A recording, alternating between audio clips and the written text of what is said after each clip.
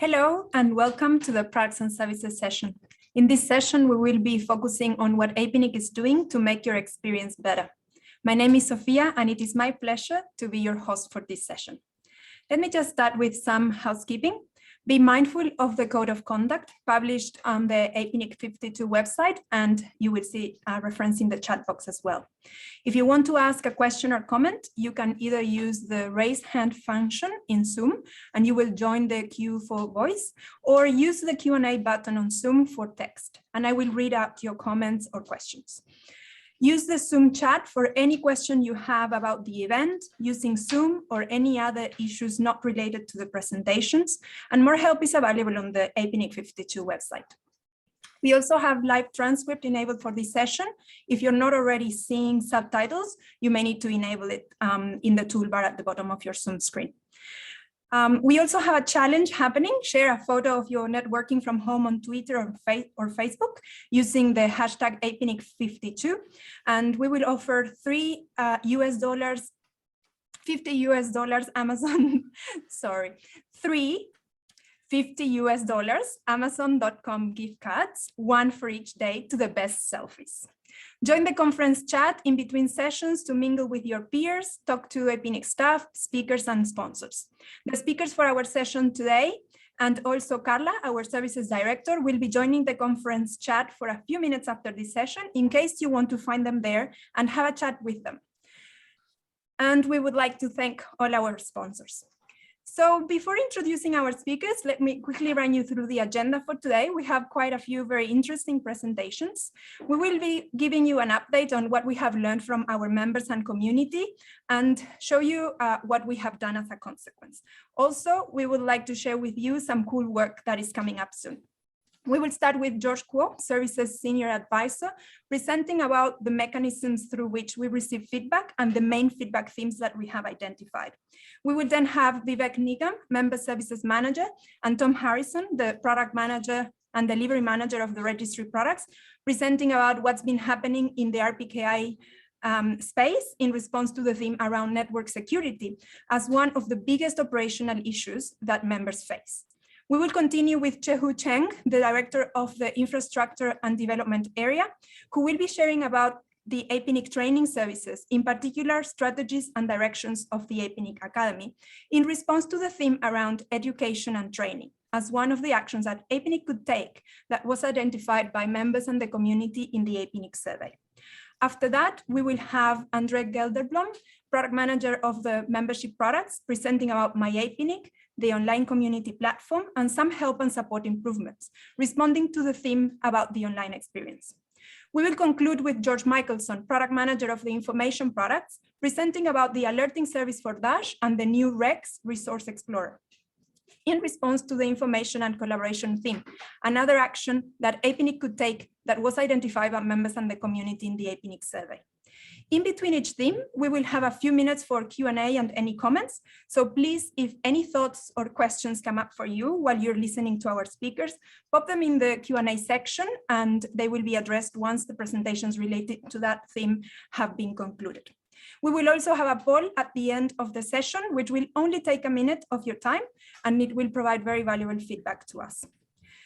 With no further ado, let me now introduce you to George Kuo, who will be presenting about calibrating the Apinic experience. George, over to you. Thank you, Sophia.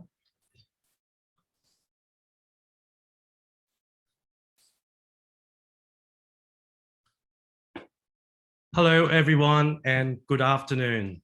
So first of all, I want to say thank you for being in this session with us. We are all meeting online again because of the pandemic. I don't know exactly where you are now, but I do hope that you and your family are all safe. So today I want to talk about how Apinic listens to the feedback and use the feedback to make continuous improvement. I also want to invite you to get on the journey with us anytime that is convenient to you. Your voice will guide Apinic to serve you and the community better. And when you provide feedback, you motivate every one of us to make continuous improvement. And your feedback for sure will help to calibrate the Apinic experience. I can't see the participant clearly in when I'm on presentation mode, but I'm assuming many of you have interacted with APNIC in the past. And most likely you are aware that APNIC is a membership and community-driven service registry. And we are here to serve the best interests of members and the Asia-Pacific Internet community. We care about giving you the best experience when you interact with APNIC online, using products or interact with APNIC staff. And to maintain service quality, we want to listen widely and constantly to the feedback. And this is the journey together with you to calibrate the APNIC experience that you receive continuously.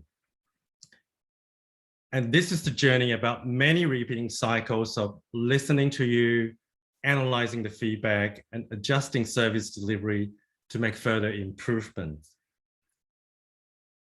So looking back, we see how far we have come. In the year 2000, APNIC served around 600 members with simple My APNIC website. And as the membership grew over 1,000, we had to uplift our services. Therefore, My APNIC portal was born. And approaching 2010, with IPv4 exhaustion just around the corner, members wanted to get IPv6 quickly and easily and learn more about how to deploy v6. So we listened time after time of each APNIC survey. We heard the voices to increase training resources. And the membership and the community continued to grow, and we saw more demand for network security and to be able to interact online more securely. And in 2018, we revamped APNIC Academy, and that was the result of working with the members and the community. And since COVID started, we have increased training courses online, and that's another example. So today, as you can see, the feedback from you is essential in shaping APNIC products and services and the experience that comes with them. So where's the feedback from? There are valuable system and generated data that help us to validate product and services design. And there's the feedback provided proactively by you and users. For example, the emails from you, comments shared on the social media, a blog, and APNIC website. And APNIC also asks for feedback after service interaction, such as help desk support, a new member application, and training. And on top of all these inputs, there's APNIC survey every 2 years. And we are also inviting people to join feedback group or product UX research.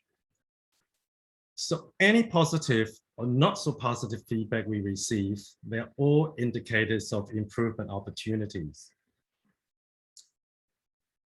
On a very regular basis, be it weekly, fortnightly, or monthly, the feedback collected is reviewed in a team or across teams to identify any necessary adjustment or improvement.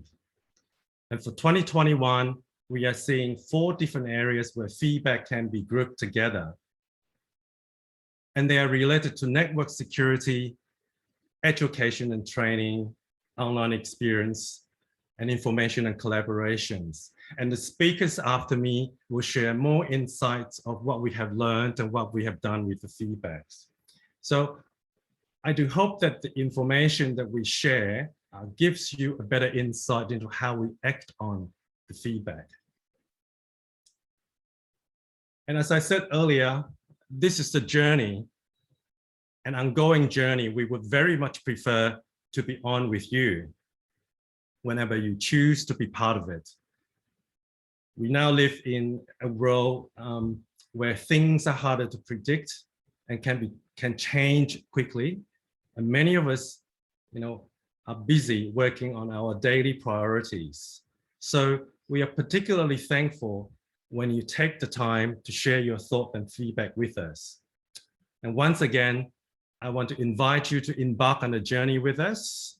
So thank you very much for listening. Thank you.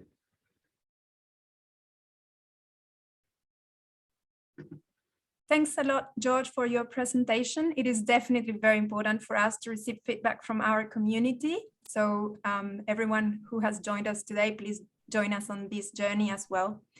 Let me now introduce you to Vivek Nigam, who will be presenting about Rpki, what we've learned and what we've been doing, and Tom Harrison, who will be presenting about Rpki signed checklists and a fix for an Rpki rsync consistency issue. Both presentations in response to the network security theme that George mentioned, which is one of the biggest operational issues that our members face. So over to you, Vivek. Thank you, Sophia. Okay, let me just get my slides ready.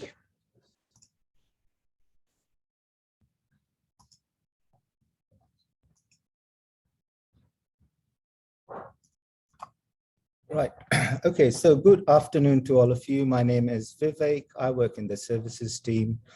And in this presentation, I would like to share some feedbacks, questions, and even complaints that we get from our members about Rpki, and also share some of the improvements we have made as a result of it. Just in case any of you are not familiar with this topic, Rpki stands for Resource Public Key Infrastructure, and this is a security framework that is used to verify the association between resource holders, that is all of you, our members, and your internet number resources, which is your IPs and AS numbers. And using this framework, you create something called Aurora. Now, Aurora contains information about what is your IP prefix, which AS number you have authorized to announce that prefix, and using the max length attribute, you can also specify what level of deaggregation you have authorized that AS number to do. And the whole point of creating these ROAs is to minimize routing incidents such as malicious or even accidental route hijacks, route leaks, and so on. Now, one of the frequently asked questions we get asked about Rpki is to do with permissions. So when our members, they log into MyPNIC and they try to create their ROAs, they find out that they don't have the permission to create this object. Now, earlier this year, I attended an Rpki webinar, and we received similar feedback there from our members that in the past, before Rpki existed, and our members had to rely on the IRR or the Internet Routing Registry, the process was very simple. You simply send an email to AutoDBM, which is the machine we use to process whose updates that would register the relevant objects, and off you went. But now with Rpki, the process is not as simple, and our members need to jump through many hoops simply to create this ROA object. So this is one area we certainly had to make some improvements. So this is the process a technical contact would need to follow to create their ROAs. And as you can see, there are many steps involved in this process. First, you had to request for a certificate. Once that was installed, you had to get the update permissions and so on. And typically, most of our members would get stuck in these two steps here. So the first one was installing these digital certificates. Now, over time, most browsers, they stopped supporting the key generation feature. So when they tried to install the certificate, it would fail, and you would have to start the whole process again. So we addressed this problem by replacing digital certificates with DOTP, which is not reliant on any browser. So now you simply install any authenticator app which supports one-time passwords, sync that with your APNIC login, and off you go. And the next blocker our members would face was getting the update permissions. So sometimes the corporate contacts might have been too busy, or they simply did not know how to give this permission. So that would cause delays in this step. Now, we have not come across any cases where a corporate contact was not willing to give this permission. So we addressed this problem by giving Rpki update permission by default to all new technical contacts. So as a result of this change, the process now to create your ROAs looks a lot more simple, as you can see on this slide. And on this topic of access to Rpki, we also made another improvement this year, which is enabling Rpki access for all non-members who hold historical resources. And that change was made as a result of an EC directive, which was passed at APNIC 51. So prior to this change, if you were a non-member and you held historical resources, you had to first upgrade to a member account in order to get access to Rpki. So the next improvement we worked on was addressing the high volumes of Rpki invalids. Now, we have some Rpki champions in the community who are building the awareness of Rpki, the benefits of creating ROAs, and also encouraging our members to create ROAs. And a feedback they have given us either directly or through various blog posts like the ones you see here, is that while they're seeing a strong uptake of Rpki, they are also seeing an increase in the number of Rpki invalids. And more worryingly, those Rpki invalids are simply just not going away. Now, Rpki invalid is not necessarily a bad thing. The reason you create your ROA is to show your routing intention. And after that, if what you see in BGP does not match your intention, Rpki is supposed to flag them as an Rpki invalid. But the problem here is when operators see an Rpki invalid, there's no way for them to know if that invalid is caused because a member created the ROA incorrectly, or if the ROA is correct and the BGP announcement is in fact an Rpki invalid. And for this reason, they will treat all the invalids the same way, which is either drop that announcement or give it low preference. And this obviously becomes a problem if the invalid is caused because a member created their ROA incorrectly. So we had a closer look at some stats and found around 3,500 Rpki invalid announcements associated with our members' IPs. And a big chunk of them, almost 2,500, were Rpki invalids due to max length.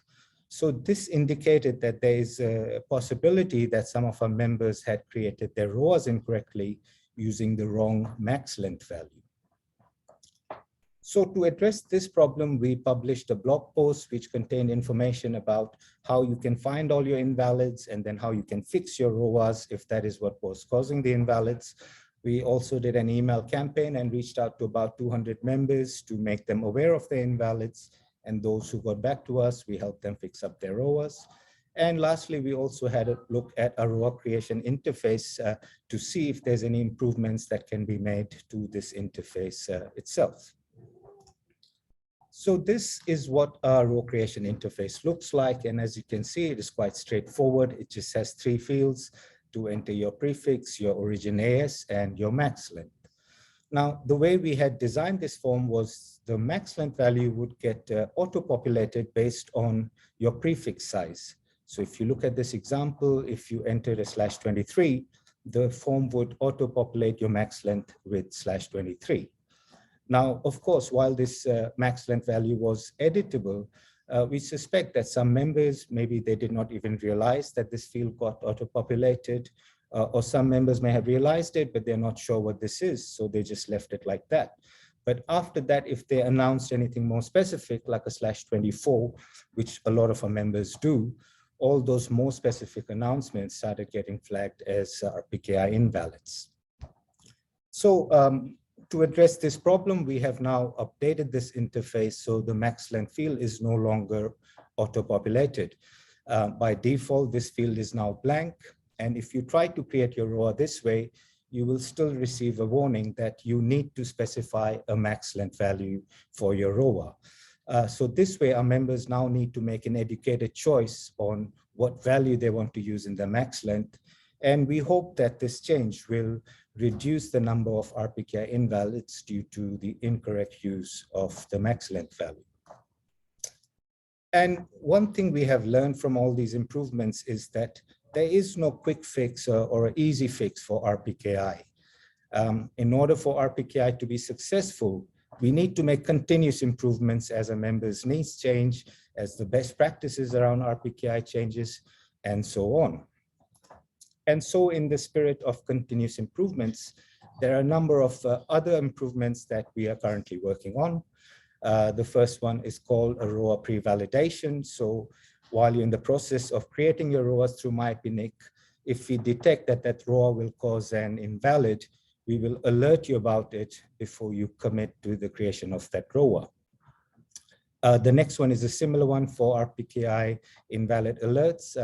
And this is an initiative George Michelson will explain later in his presentation. And now, while we're seeing more and more transfers these days between members, we are trying to improve our transfer process as well to try and reduce the number of downtime for when IPs need to be transferred from one member to another member. We are also improving our documentation around Rpki. So recently we published a new video guide on how you can create your ROAs. We are also working on new help center articles, including how you can set up self-hosted Rpki if you don't want to use MyPinic and so on. And finally, we are also upskilling our help desk team by working more closely with our training team. So this way, when we get support requests like how to fix invalids, how to use max lengths, we can ensure that we are providing the best possible support to all of you. And that is it for my presentation. But if you have any feedback on these improvements or ideas for other improvements, please share it with us. If not, that is it from me. Thank you for listening, and over to you, Tom.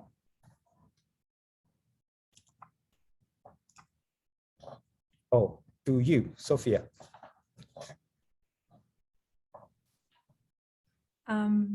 I have already introduced Tom, but I'm happy to introduce him again. Tom Harrison, the product manager for the registry products, product manager and delivery manager for the registry products at Apinic.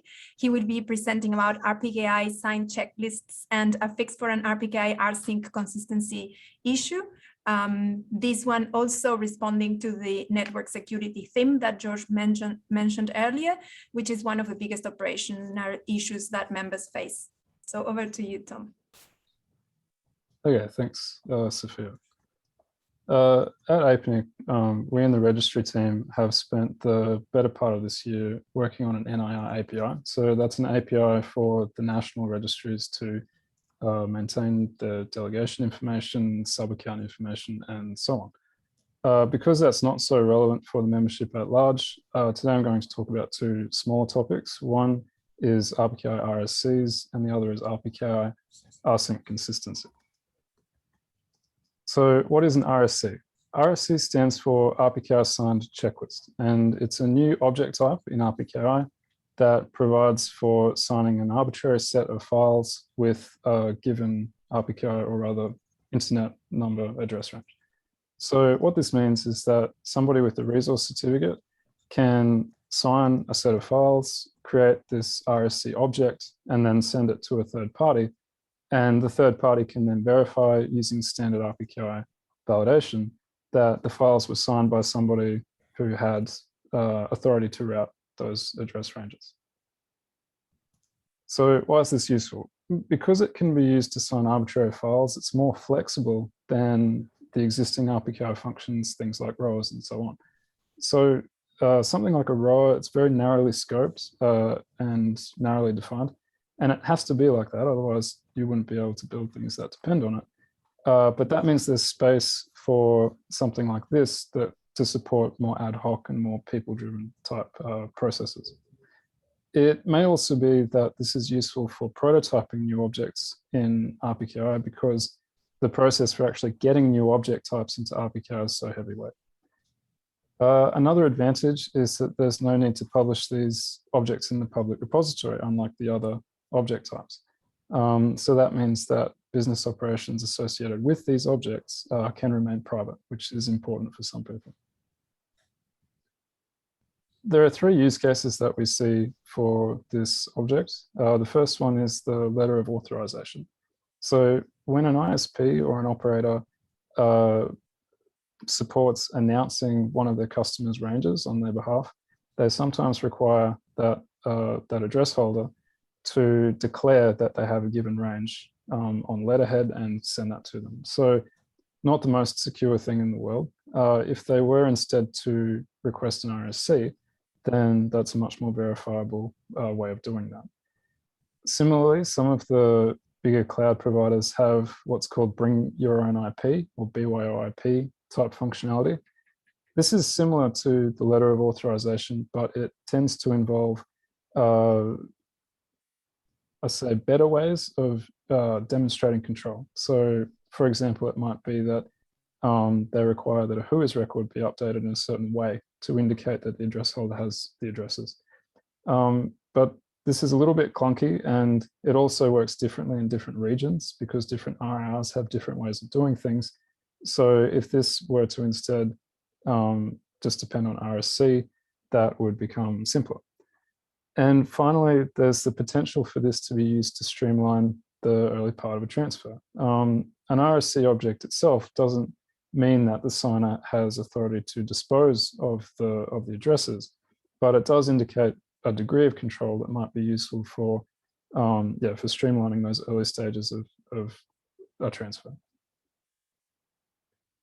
Okay, the current status of this work, there's a draft that's been through a few rounds at the IETF, had input from various people in the CyberOps group.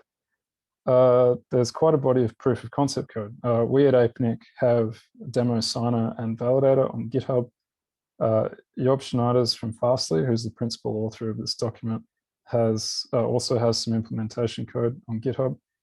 And finally, there's this tool called Rpki Mancer. This is a generic Rpki object viewing type tool, and that has been extended to support RSC objects. And that's by Ben Madison. APNIC and Afrinic intend to implement this at some point in the future. And finally, this is still a draft, so any feedback that people have would be much appreciated. Okay, so the next topic today is rsync consistency in Rpki. Rsync in Rpki, it's the mandatory to implement protocol for distributing repository content, so certificates, CRLs, manifests, and so on. And it was the first protocol for this purpose, so it's been in use since Rpki was first deployed circa 2008. But there are various issues with it. So a successor protocol was defined called the Rpki Repository Delta Protocol, RRDP. That was finalized back in mid-2017, so 4 years ago. And it's very widely implemented at the moment by CAs. Nearly all CA servers support this. But we still see quite a lot of rsync traffic all the same. Okay, so this is relying party usage for protocol for the different protocols for August of this year. And you can see that it's still the case that nearly a quarter of the requests that we see in Rpki are coming over rsync. And the number of ASNs that we see rsync requests from is nearly as high as the number of ASNs that we see RRDP requests from. So even though hopefully it reduces further over time, rsync is still a critical part of any Rpki deployment today.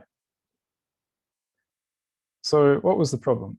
The short version is that we have internal hosts which create rows, manifests, etc.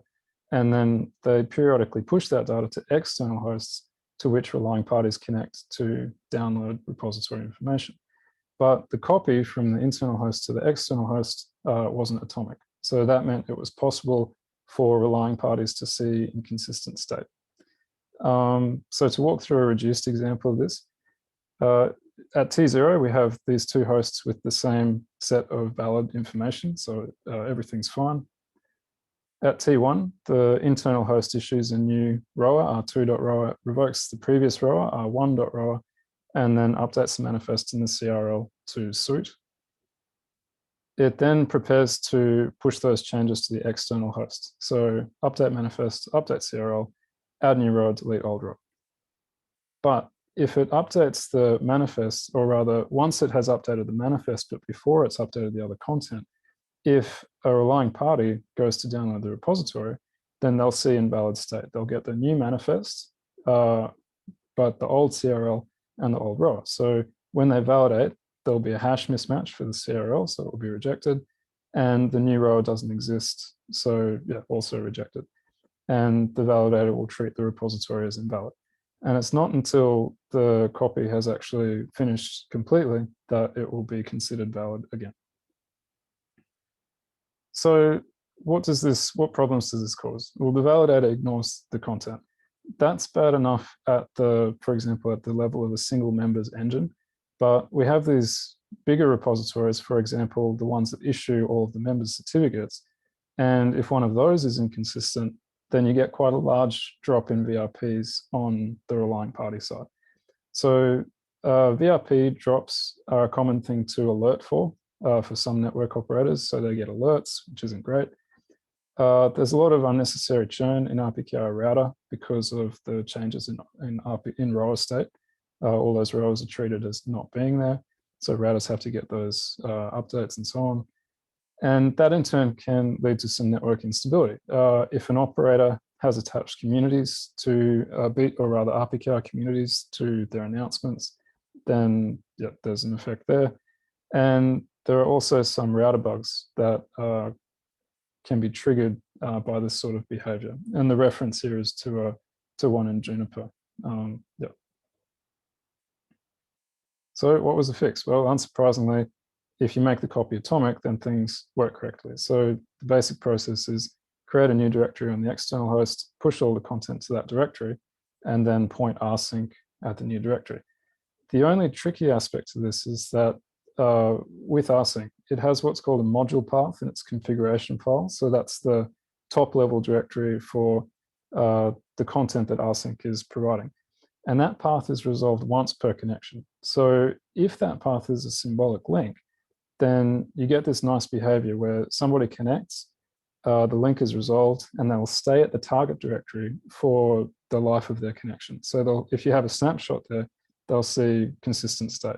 And you can actually change the module, or rather change the link target while that connection is on foot to update the repository, and new clients will get the new consistent state until they disconnect. So the reason this was a bit awkward is because it's not documented. There probably aren't a lot of people doing service provision via rsync. So yeah, it just took a little bit of time to sort out. So that's it, and that did fix the problem. For people who are interested in more detail on this, RIPE actually were dealing with this same problem earlier this year, and there are various mailing list posts on the routing WG mailing list from RIPE where they go into this in some detail. So yeah, that might be interesting. And that's it. Thank you. Thanks a lot, Tom, for your presentation, and thanks, Vivek, for your previous presentation. This concludes the talks about network security theme, and we have a question in the Q&A section for Tom. Tom, can you clarify, it's from Paul Wilson, can you clarify the status of RTA any sign, and what's the difference with RSC? For example, will both be supported by APNIC? Thanks. Okay, so RTAs was a very similar effort to RSCs. We actually presented on that at Apricot in 2019. But when we took that to the working group, we and other people were interested in having it adopted, etc. But there was there was some resistance to particular aspects of how it worked. Specifically, it supported this idea of multiple people signing. So you could have one person sign with one range and another person sign with another range. So while we were having this discussion, Job put together this alternative proposal, this RSC proposal, and that quickly got a lot of support in the group. So that's where our work is, or rather that's where our energy here is now focused. So we don't intend to implement RTAs anymore. We're just going to focus on RSCs. Thanks, Tom. Are there any other comments or questions for Vivek or for Tom? Is there anything else you guys in the audience think that we should be doing in the space of network security?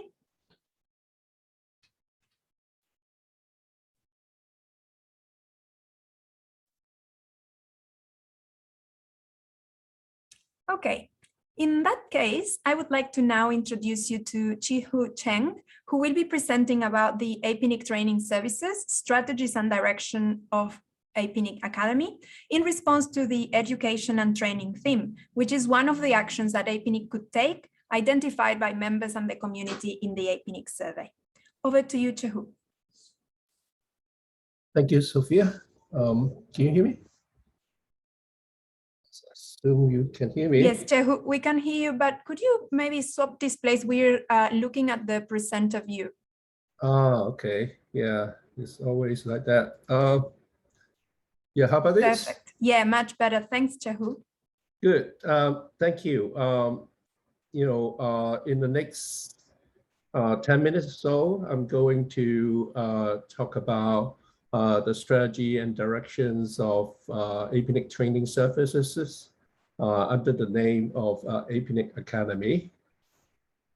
And, of course, let you know why we are doing it. In fact, the internet development part is in our mission. And of course, training and education is a very major part of internet development. And we actually do validation of our training strategies and directions from time to time, so that we can fine-tune what we do in order to fit the requirements of the community. And of course, one major input would be from our biannual survey. As you can see in the last survey that we did in 2020, the respondents actually mentioned the following services would be of the most value to them, including like the online virtual labs, the online self-paced training, the full training certification, the live online training, which is quite unique in this COVID situation, and also, of course, the normal face-to-face training.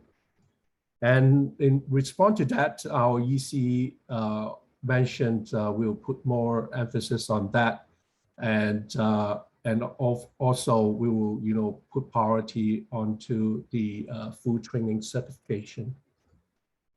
And first, I would like to highlight, of course, the position of our training. Our training is mostly internet infrastructure focused, and our training target would be the future and current internet engineers, as well as software developers, which would need good networking knowledge. And we'll cover deployment and operations knowledge. And we also put very much emphasis on best practices. And our training will be very much vendor neutral. And in terms of like delivery method, in the past we would say we do face-to-face and online, but nowadays since everything is online, we change to say, okay, we do instructor-led and self-paced. Both are very, very important, for the training that we do. And as for the content side, we will, standardize and structure our training and curriculum so that we can have a solid foundation for the training that we do. And as for the training content, we'll use the Creative Commons licensing terms so that people can freely make use of our content for maximum benefits to community.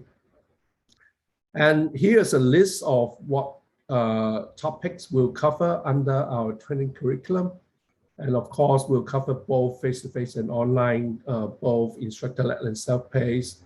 And we will do review of this list from time to time. And we have good content in some of these topics, but we don't have good content in the other topics. We're in the process of developing a full curriculum with good content for all of these topics. And, of course, we'll do continuous improvement along the way. And going forward, actually starting from last year, we'll use the name of APNIC Academy as the branding of all our training and technical assistance activities gradually. And we'll adopt a blended learning approach for all of our training, covering face-to-face, online, instructor-led, self-paced. Both are complements to each other, and we'll maintain good balance of this training methodology.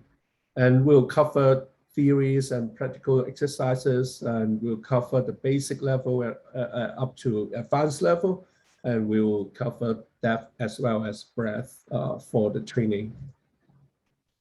As for the platform, we are aiming to have one single online platform for all users to go to for all the training and technical assistance activities, so as to have less ambiguity.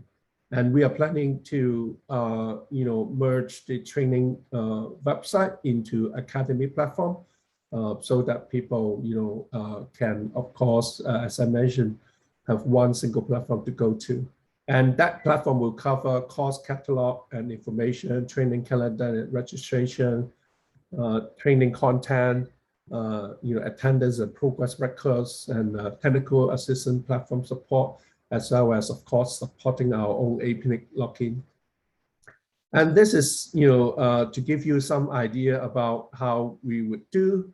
Like for the training website, the events page will, integrate into the platform so that people have a calendar view in order to select the training that they want to attend and then do registration. This is, of course, one of the many functions that we will have in the platform. And on the platform, we'll also, of course, have integrated virtual labs. We'll do multilingual support, and we'll make it mobile friendly as well. And this same platform will also help us to do better internal administration. And we hope to have very good integration and automation internally. And we'll use the same platform to serve other projects and needs, so as to, of course, not to reinvent the wheel and not to have duplicated effort. Examples would include we are now hosting manners course and also AP Cert courses. And we are also, talking to Rpki Soy Asia, which is a foundation funded project under Y. They are doing a Asia Pacific Internet Engineering program, and they will make use of the Academy platform extensively. And we'll also host non-technical audiences training, in order to, enrich our content. As I mentioned, from the survey, we saw, high demand on the certification. That's why we have a medium-term goal to have full certification together with our full curriculum. And the target would be end of 2023. And we have a very high-level initial idea, we may use a credit base to track people's progress on the training. And then for the certification, we may make use of the name Certified APNIC Internet Engineer, something like that. And of course, before we decide on everything, we'll gather inputs from, relevant stakeholders. And the demand for more training is very clear from the surveys and feedbacks. Luckily, we have additional funding from APDITT and APNIC Foundation starting this year. So we can have much higher growth than before in the training capacity. And that will mean we will scale up all of our training and technical assistance activities using the additional funding. And we'll do more and do better with good foundation and structure for our training, leveraging the platform, content, and curriculum. We, of course, would not forget about the in-person part.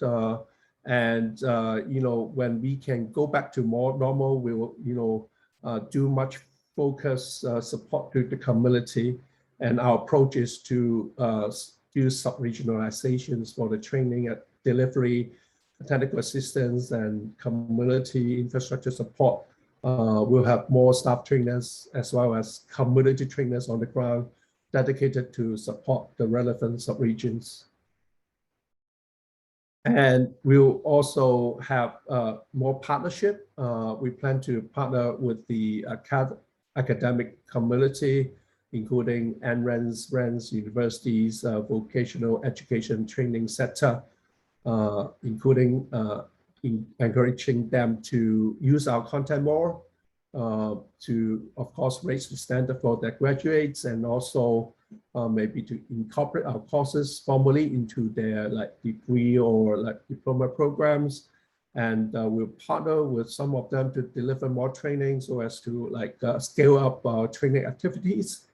And in order to allow the various academic users and students to access our platform more easily, we'll have federated access to our platform using the Educate. And of course, we also partner with RIRs, the other RIRs, and also ISTAR organization, including like doing more content sharing if the licensing terms are compatible. And also we'll continue to host their content if they want us to do that. That's all I prepared. Of course, we would continue to get the inputs from the community so as to do a better job on the training and education. Back to you, Sophia. Thanks, Chehu, for your presentation. Are there any questions or comments for Chehu? As I was asking in the chat, has anyone experienced APNIC training in any of the valuable modalities and would like to share about their experience?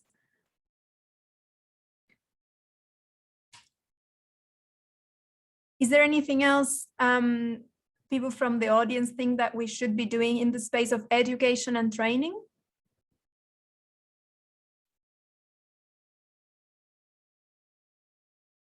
Okay, now from feedback we have received in 2021, the biggest theme has been around online participation. Members and the community have been looking for an improved experience and/or features in networking with peers and completing key tasks, among others. So let me introduce you to Andre Gelderblom, who will be presenting about MyAPNIC, the online community platform, and some help and support improvements. Over to you, Andre. Hi, Sophia, thanks. Just want to make sure I'm showing the right screen here. You can see the main presentation. Yep.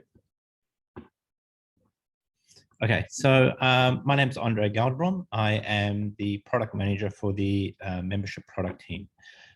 Today, I'd like to talk about some of the stuff that we've been doing and some of the stuff that's going to happen in the very near future.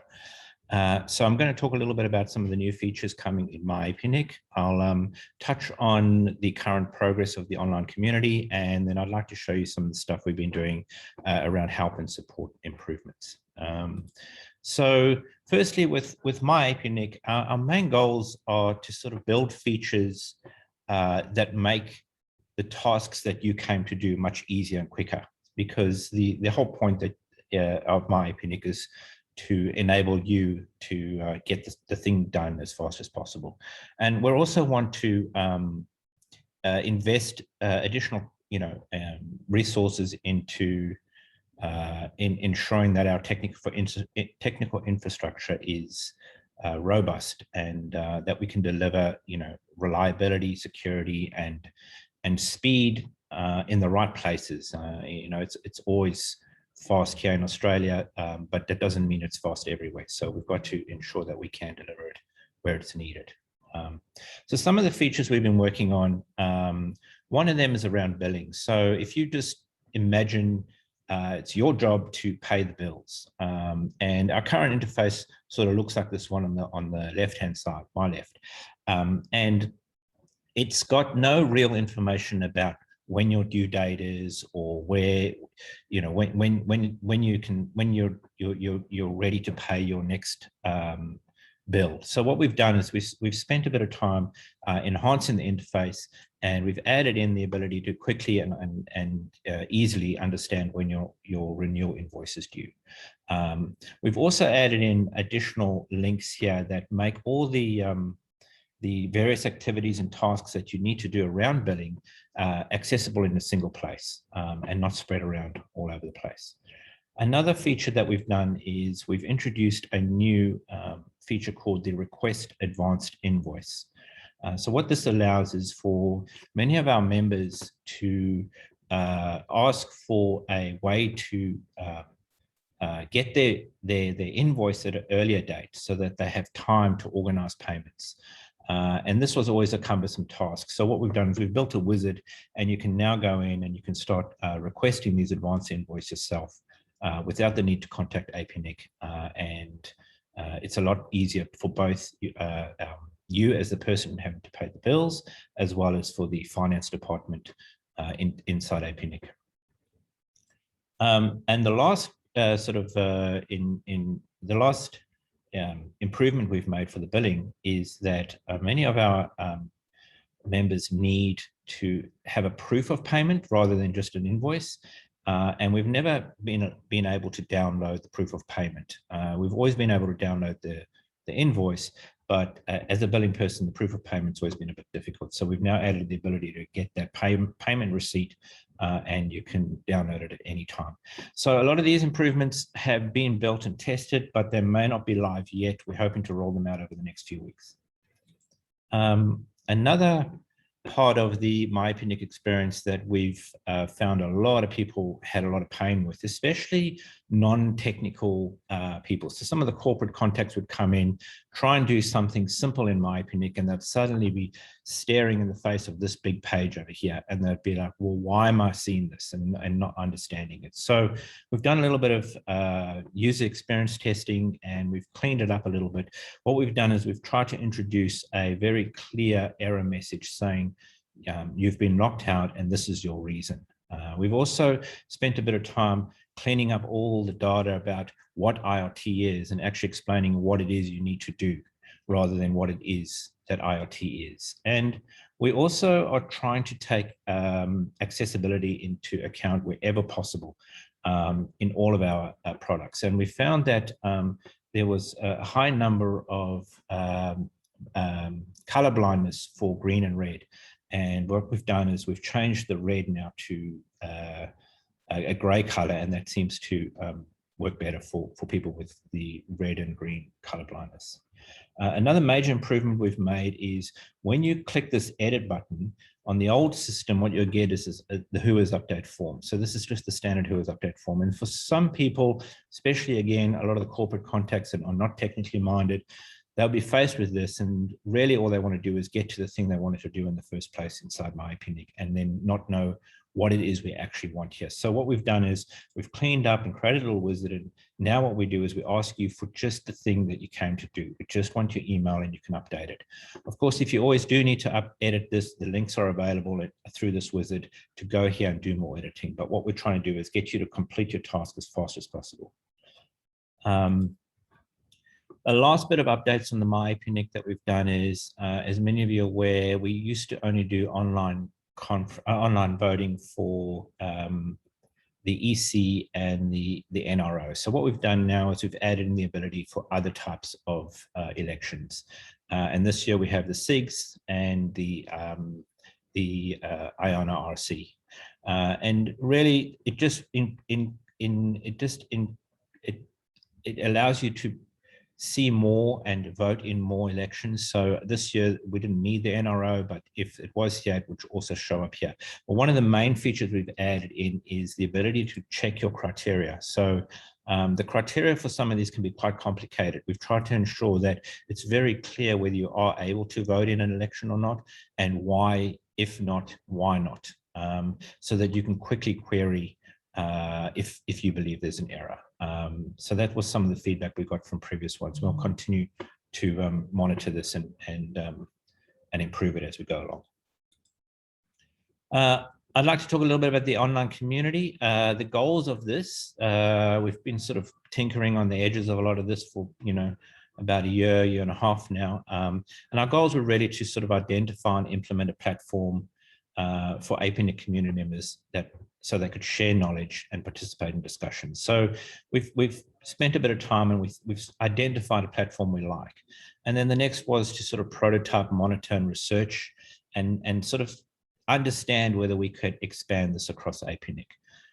So what we've got is we've spent some time with a platform called Tribe at the moment.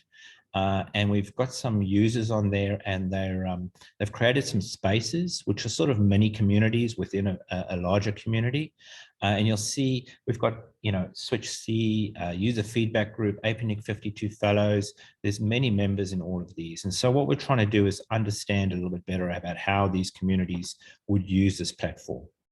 APNIC 52 Fellows is a good example of how some people are finding value in this and participating and communicating amongst each other. We've got some topics that people get around and talk around certain topics. And it's been a really good learning experience for us. We've got a lot of stuff that we've taken out of this, and so far we're quite excited about where we might be able to take this in the future. The next phase of what we're actually doing in this is looking at how the mailing lists might interact with this Tribe 2 platform, because our mailing lists are already communities in themselves. We're not quite sure yet. We're still investigating this, and Tribe itself, the platform, is quite exciting because it's kind of this hybrid between your old world forums and your new world social, and they're trying to bring this together, and that's one of the reasons why we chose it, is to try and figure out how we can, combine those two worlds in a way that makes sense. And so we'll continue looking at Tribe 2 and understanding how to do that. The next thing is the help and support. I'd like to give a little bit of update on this. So as many of you know, we introduced the Help Center, I think in February this year. I can't remember the exact date. And the main reasons were there's sort of two benefits to this. One was to sort of organize our content a lot better in our FAQs and allow people that were looking for certain topics and help on certain topics to easily find it using a search or navigating using a information architecture that made sense.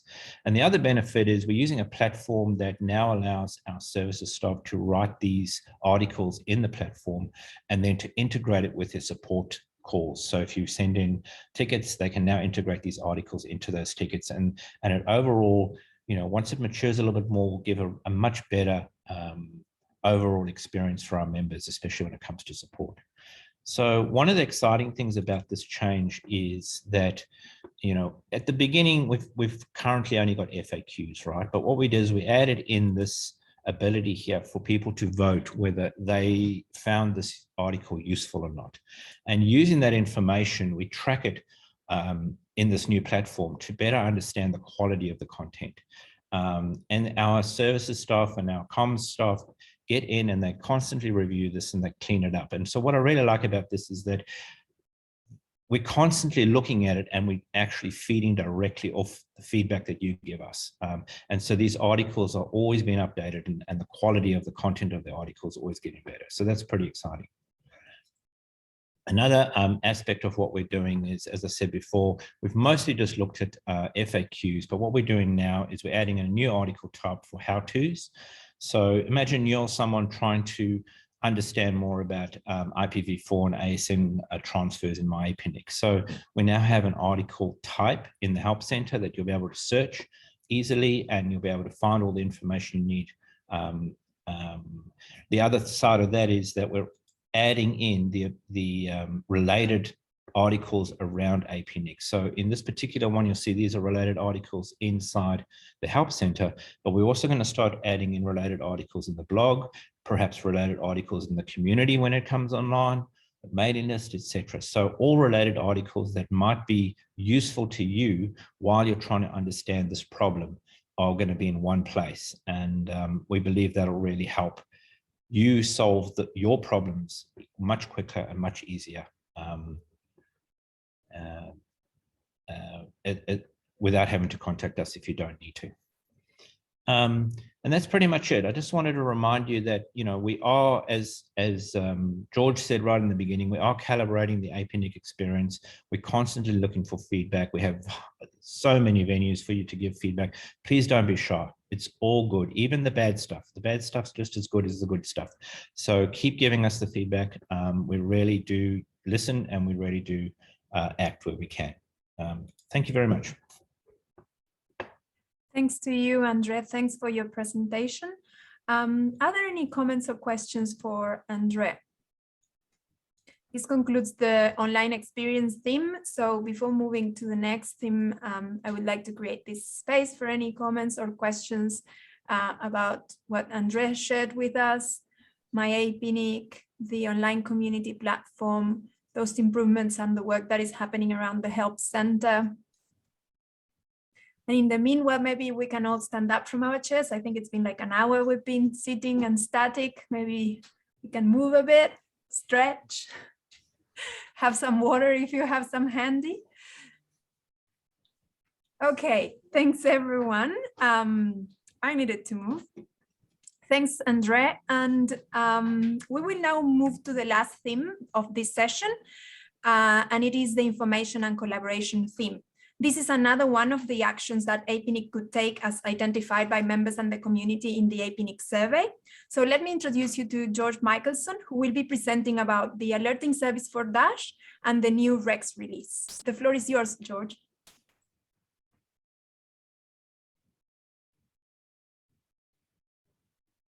Thank you, Sophia. Can you see my slides? Yes, thanks, George. Hello, everyone. I'm George Michelson. I'm from the Information Products team. I'd like to start today talking about one of our products called Dash. We've recently deployed a new feature in Dash we call recurring reports. And this work is a response to user engagement where we went out to find out what people really wanted from a bad traffic website. Coming to look at the web to see reports about your bad traffic is good. You can see current state and history. But sometimes some people think it's more useful to be told about things regularly, not to have to come and check.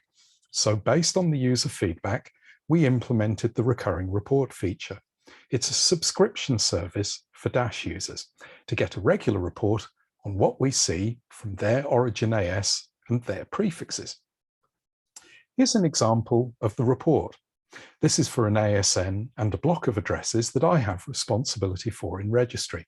These addresses are part of a debogon block which were held back from delegation because of problems in abuse of the range. No one else is meant to be originating the block, and luckily at this time, it looks like nobody is even trying to fake sending bad traffic from this range. Maybe we should hand it back to registry for redelegation. I ought to talk to Vivek. But if we treat this as a real case, you can see the kind of information in the Dash system. And for your resources, you would be able to see how this compares to your economy and your region. Moving on, we've also been working on platform issues addressing some fundamentals. We got feedback that people want APNIC to be reliable and stable. And we had gone with Dash into something that was more of an MVP deployment. So we've re-implemented it as a supportable platform using cloud deployment methods, both on premises and in Google Cloud Platform. We've been able to significantly speed things up, as well as make our data model much more resilient.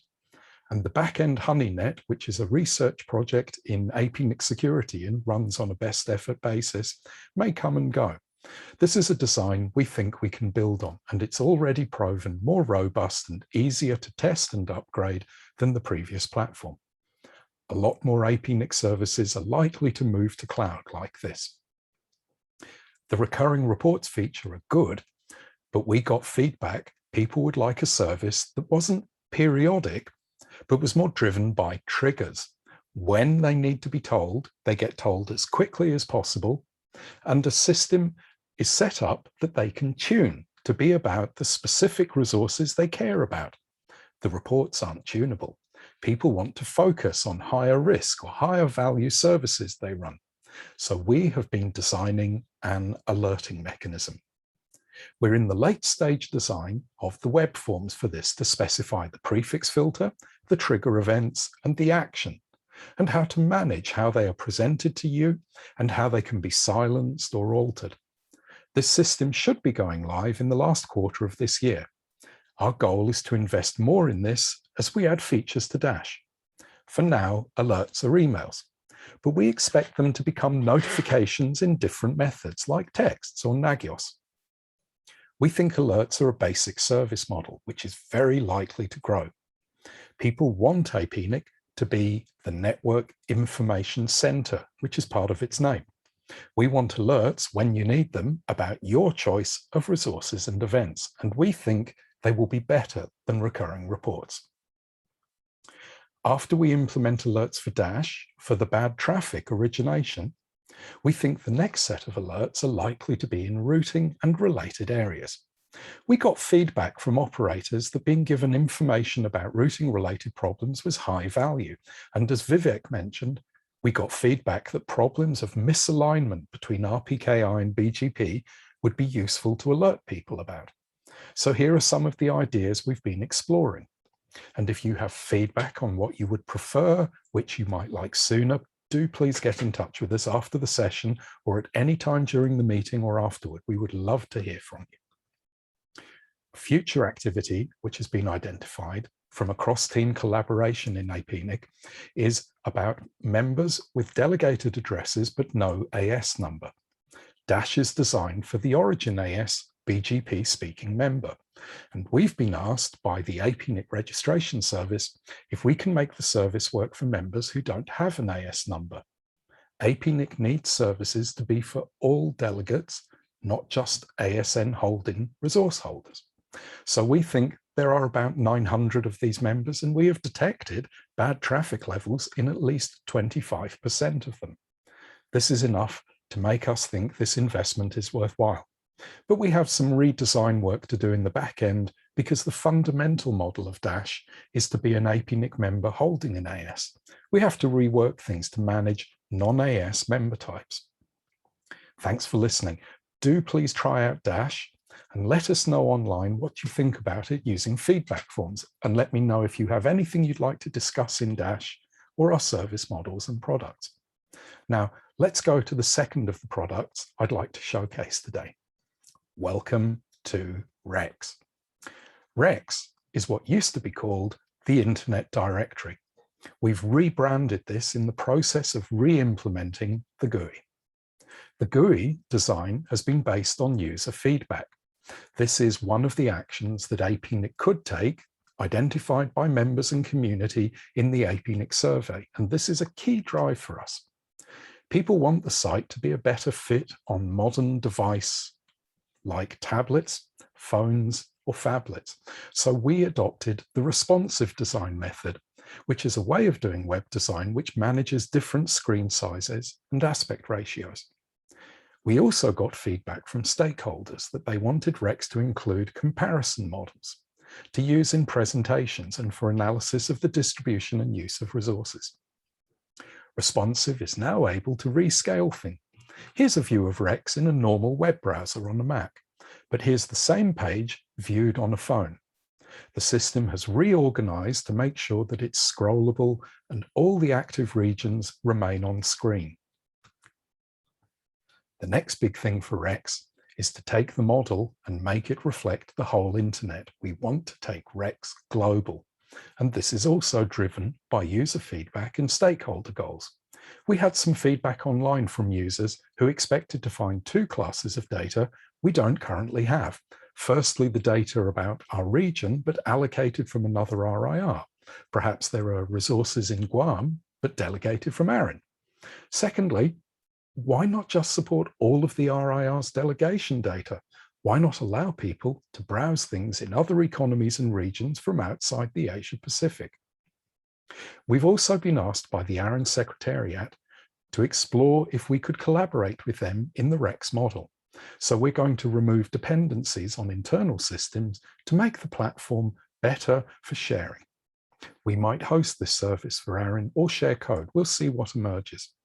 And of course, we're thinking about whether Rex could have alerts like Dash. Maybe people would like triggers for significant upticks in delegation or use of IPv6. So now I'd like to give you a quick demonstration of Rex. Here's an example of using Rex comparison feature, and we're going to look at two economies in our region, Japan and Vietnam, and see the differences between visible IPv6 and their delegation history. So here's a recording I made earlier using a web browser on a Mac to access Rex. You put in the URL and you're taken directly to a summary page about the state of the Asia Pacific. Once you select that region, you can type in other things you'd like to see. So let's select another place. Oh, first, let's go look at the delegation of IPv6 and its deployment in the Asia Pacific region. Here you can see a scrolling function that lets you select the time period. And then once you've selected a region of the chart of interest, you can also download it as an image. So you could include that inside web presentations or slide packs that you're preparing. Now, let's go back and let's select Japan. But let's turn on the comparison feature, remove the Asia Pacific, and having added Japan, select Vietnam as well. We're now able to show a comparison chart of IPv6 deployment for these two economies. And you can see they had quite different dynamics over time for how they arrived at a very similar IPv6 deployment story. Perhaps you want to look at another aspect of this. Perhaps the delegation story is interesting. Well, inside the system, you can compare their delegations as a cumulative view, say, and see the history of the dynamics of delegation as they emerged in these two economies. And now you could elect to download this information as CSV data, which means you can choose to extract it as your own spreadsheet to construct your own graphics using our information. So I hope you enjoyed that demonstration of Rex. Thanks for listening. Do please try out the service and let us know online through the feedback form what you think about the service. And if there's anything you'd like to discuss, I'm happy to talk to you. Thanks for letting me showcase the product. Back to you, Sophia. Thanks, George. Thanks for your presentations on both Dash and Rex. Are there any questions or comments for George? This now concludes the theme around information and collaboration. So this is the time if you have any comments or any questions about what we've been doing in the space of information and collaboration, about what George presented, the alerting service for Dash and the other product, Rex. Okay, so no comments or questions at this stage. So I would like to quickly share again the slide that George showed earlier, because as we've mentioned, receiving feedback from you guys is very important for us. And we want to invite you to join us in this journey at your convenience through any of the available channels. Please share with us your feedback. If it's positive feedback and praise, that's great. But as Andre mentioned, even the constructive feedback, the one that may be a bit more challenging to give sometimes, that we really want to hear, because that's what helps us to identify ways that we can improve.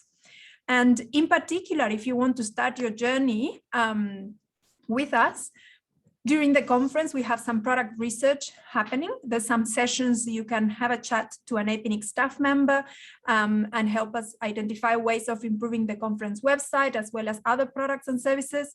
So if you go to the website, the conference website, under the services menu, you will find product research.